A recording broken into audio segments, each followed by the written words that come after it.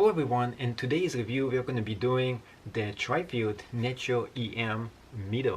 This is used for detecting spooky ghosts.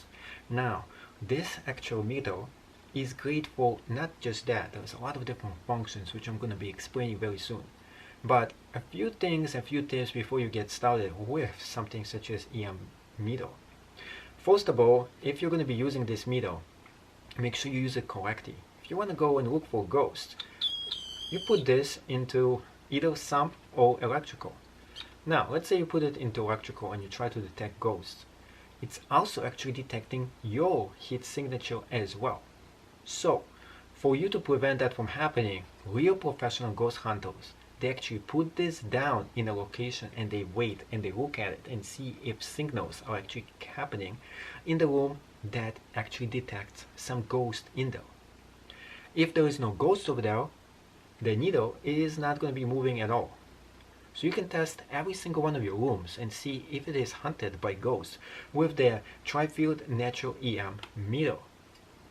The mistake would be for newbies is that they're walking around with this and then they're detecting something. Interesting enough, they could be detecting yourself and then say, hey, listen, there's ghosts around here.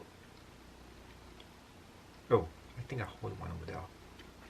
Regardless, anyways, if you believe or you don't believe in ghosts, it will still detect something.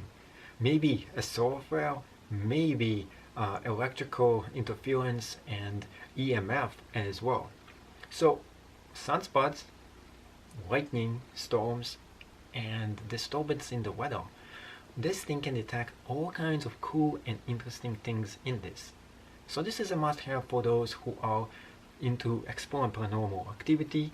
Electrical meter, testing out for a leaking microwave, trying to see if there is radiation in your house coming from electrical magnetic fields from the wall and so on. All kinds of great uses for this, not just a ghost meter, but it is cool if it was. Oh, I hear something. There could be a ghost right there. I'll be back. So I'm gonna be doing the leaking microwave test right here. This says radio microwave. I'm going to be turning the power to 1 and you will see how much radiation the microwave actually gives you. Press on 1. Take a look at the meter. Wow. And I'm keep on walking away. And this is like really far. Look at the bouncing of this thing. Very crazy. And look how far the microwave is actually giving radiation. This means this is a leaking microwave and it's sending radiation through the roof. And you can see how far away this microwave actually works. This is just amazing. So microwave radiation, this is not a joke. You should be super careful with that. Take a look at the reading. I'm still getting them from half the size of the house away. Wow. This is the TriField natural EM meter. Even if you don't believe in ghosts, this is still very useful for you. First thing you want to do is to turn it on and do the battery test, and you want to make sure it is within the battery range right here. This means there is plenty of juice for this battery, for this to get started. There is a few modes for you to play with: magnetic, some, electric, and radio. We're going to explore every one of those cool modes. Starting with magnetic. With magnetic, you will see this jump. Now it will jump even when you actually move this around. This is because of the Earth's natural magnetic fields. So when you flip this on, it will actually flip once because of that. This is natural, it's supposed to do that. Also, it detects magnetics, interference, and just magnetic waves. So, for example, Lego magnets. It's going to actually find out if there is any in the vicinity. Anything else, such as maybe cell phones, might actually give out a little magnetic radiation, and so on. Another thing that the magnetic thing will actually detect is anything else that has magnetic poles to it. So this is kind of cool, especially when it comes to wiring. So on the wall you can check if there is electrical wiring over there. So this is definitely useful, not just for ghost hunting. The magnetic field is also pretty cool. Next one is the sum. The sum is actually a lot of different variations of things combined. So this adds any changes in the electrical field plus any changes in the magnetic field as well. This is also great for ghost hunting, spirit hunting, things that actually move and have a heat signature to them. What I mean by heat, it's really about electrical with magnetic signature to this, all combined. Talking about the sum is actually one of the best tools out there because you'll be able to get any kind of interference, and since you are summing up the magnetic and electrical combined, and it is right in the middle of the two, it gives you a very accurate reading. Next one is just electrical. Electrical can detect electrical storms. If there is an electrical storm somewhere near you, this needle actually is going to move. Electrical can also detect people, and it's pretty accurate, by the way. So if somebody is walking around a little bit far away, the needle is actually going to move.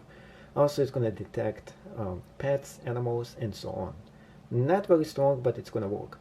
Now, when it comes to spirits are supposed to have a bunch harder and bigger electrical interference than humans. So humans will be like 3 to 5, depending on how close you're standing to them. If you're very far, it's around 2. Now, if this is a ghost, it's going to have something like a 10. The needle is going to jump around crazy. This means you found some ghost. Next one is the radio and microwave. This is one of the reasons I got this. So you can see if your microwave is actually leaking and how far away you're getting microwave radiation as well. So this is going to give you that. Lastly is this tool right here. This is something just does, well, it's very simple, and it's all about the noise, such as this. You hear the noise? So every time it detects something, the noise is going to be up, and by turning it all the way up, it's going to make noise every time it senses something. It's quite annoying, by the way, so you might want to tone it down, unless of course you're ghost hunting and you want to get somebody super spooked. So this will be natural thing you want to actually do. You'll be like, oh cool, I'm detecting something, and so on. So overall, this is a pretty good handy meter for you if you're serious about ghost hunting, electrical, and finding out all those cool functions if you actually need them. Magnetic, some electrical, radio, and microwave. If you're getting a cheaper tool, you might not be able to get all those meters. Plus, it only works with a 9-volt battery. That's going to work for a very long time if it's not rechargeable. This is better than having one of those cheap tools. Well, you're not getting all the same readings as this one. One thing for you to keep in mind, make sure you turn this off after each use, otherwise you'll be draining the battery. So why do you need those electrical meters, you might be asking? Well, one of the reasons for it is to detect radiation, electrical, that is coming from everyday appliances. And in this video, I'm going to be showing you how much of it is coming in from something like this. For example, the laptop when it's off, almost 2. Now we're actually having the screen on. This is pretty good actually, but still you are exposing yourself to a lot of radiation if you come on contact with this screen. Around 2 of them, 2 decimals of electrical radiation. This is an older monitor, also giving you about the same exact reading. Now we're going to go to the lamp. I don't know if you can see it, but the lamp was around 1, so it wasn't this bad. Now we're going to go and test a cell phone out and see what it's going to give us. Now I'm going to be doing a test of the cell phone. You're going to be hearing this go up and down as interferences are electrical coming from the cell phone. Every single time there is data being transmitted from the cell phone and back, this thing is going to make a noise. If nothing is transmitted, it makes no noise. And you can also see the meter right here moving every time this accesses some information, which is kind of cool. Let's go to the browser. Almost non-existent right here. I'm going to be trying another one right there. The App Store right here. It's still not moving. Updates. This should be a little extensive. I just turned this on. This is pretty good, by the way. Very small amount of data is being used to update the phone. Very moving, very little. Oops, you seen the spikes? Those spikes are coming in as it starts to update the phone, and a lot of data is being transmitted over here. Now we want to get more data to be transmitted by trying to make a phone call. So let's go and make a phone call to somebody randomly. Somebody who I really don't care if I call. Just press on it. You seen it move? Press on call. Calling. This thing is moving.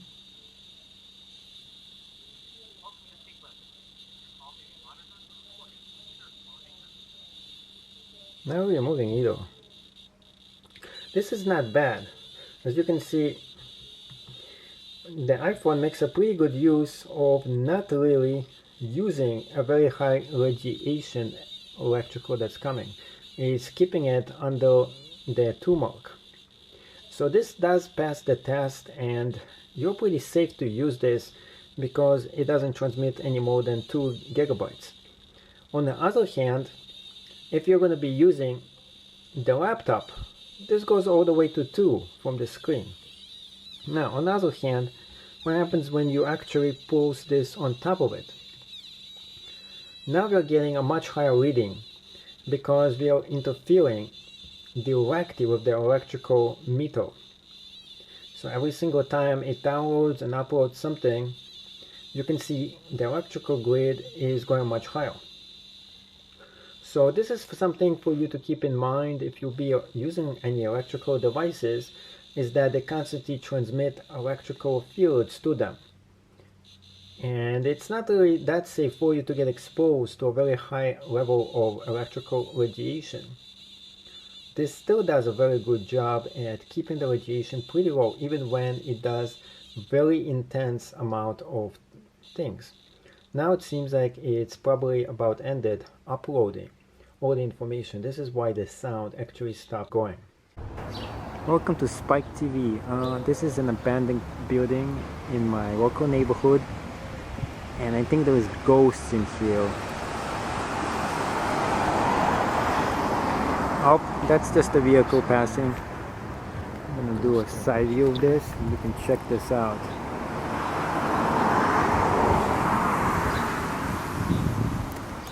If you guys can see a ghost, go ahead, tell me if you can. It's pretty bad condition.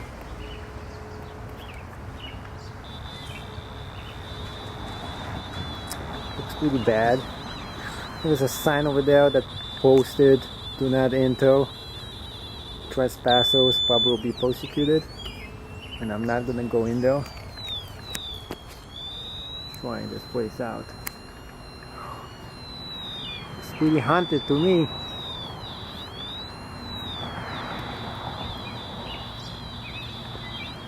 There's a view of the house. It's pretty creepy on the other side. And the garage over there looks even in worse shape. Pretty bad. Here's another view of this. And I think that wraps up the ghost house. If you guys are interested, you can check out my YouTube videos.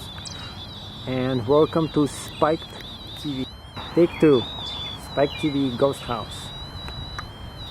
Check this out. This is an abandoned house in my local neighborhood, and you can't trespass this place. It says right on it.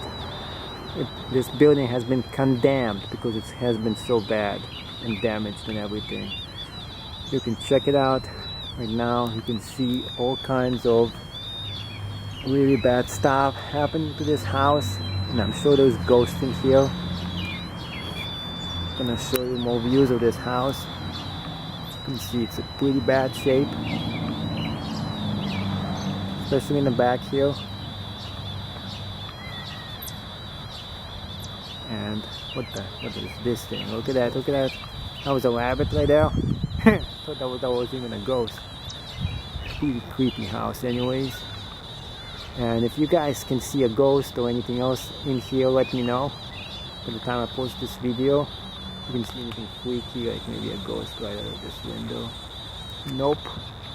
Check out another one. I don't see anything. Anyway, somebody tells me there was a ghost in here. So if you guys see anything, let me know. Otherwise, keep subscribing to my channel of Spike TV and have a great day. Spike TV, Ghost House Take 3. This is the back side of the house. And like I said, if you guys see any ghosts, let me know. I'm just making one more picture of it. Let's see. I'm going in the back of it. Hold on a second. Alright, Spike TV, this is the last view of the ghost house. You can see the back of it is in a very bad shape. And you can see the windows, it's pretty bad. So if you see any ghosts, guys, let me know. Have a good day.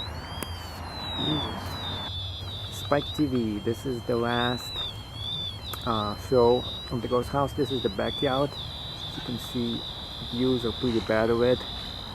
It's falling apart. No wonder it has been condemned.